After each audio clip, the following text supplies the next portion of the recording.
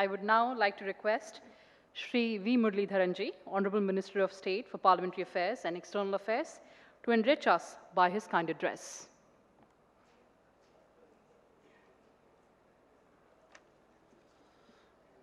Shri Piyush Goyal ji, Honorable Leader of the House Rajya Sabha, and Honorable Minister of Commerce and Industry, Consumer Affairs, Food and Public Distribution and Textiles, Shri Prahlad Joshi ji, Honorable Minister of Parliamentary Affairs, Coal and Mines, Shri G. Srinivas, Secretary, Ministry of Parliamentary Affairs, Shri V. Srinivas, Secretary, Department of Administrative Reforms and Public Grievances, Shri Satya Prakash, Mission Leader, NIVA and Additional Secretary, Ministry of Parliamentary Affairs, representatives from states and union territories, ladies and gentlemen, namaskaram to all of you.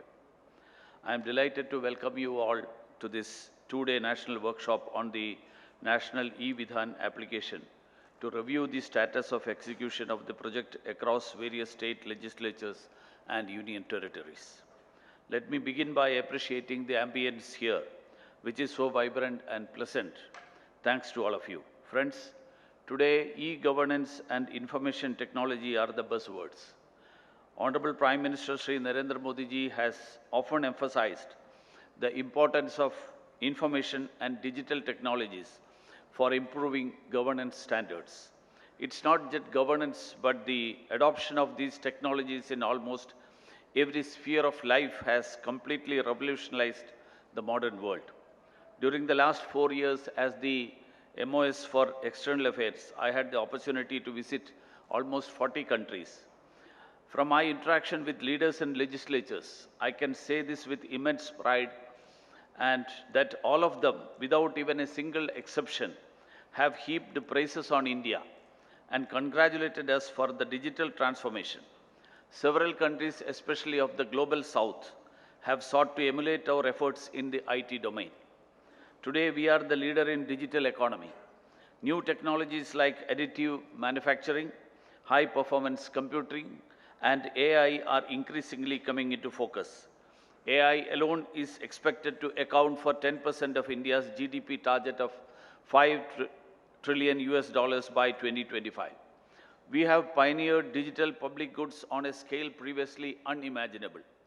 Our innovative digital solutions for identification of and banking like Aadhaar and digital transactions like UPI are unprecedented in turning digital and financial inclusivity into a reality.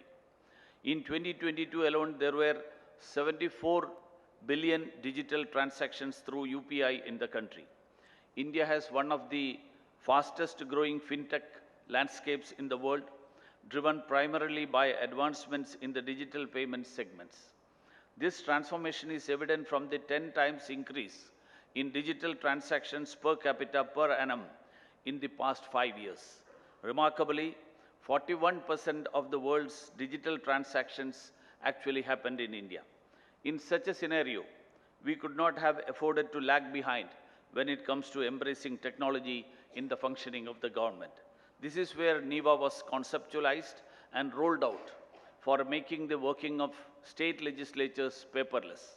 Based on our observations from the 9 legislative bodies that have fully adopted NIVA, we can confidently say that it has been a game changer in the way we conduct legislative business. All the information needed to make informed decisions is readily accessible to legislators. Not only this, but NIVA has also made their communication with constituents more effective and speedy.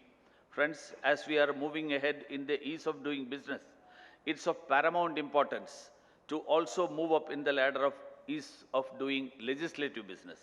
That will ultimately contribute towards the ease of living of the common citizens. Keeping in view the immense potential and advantages of NIVA, I am confident its implementation on a pan-India scale will have far-reaching ramifications for the process of lawmaking.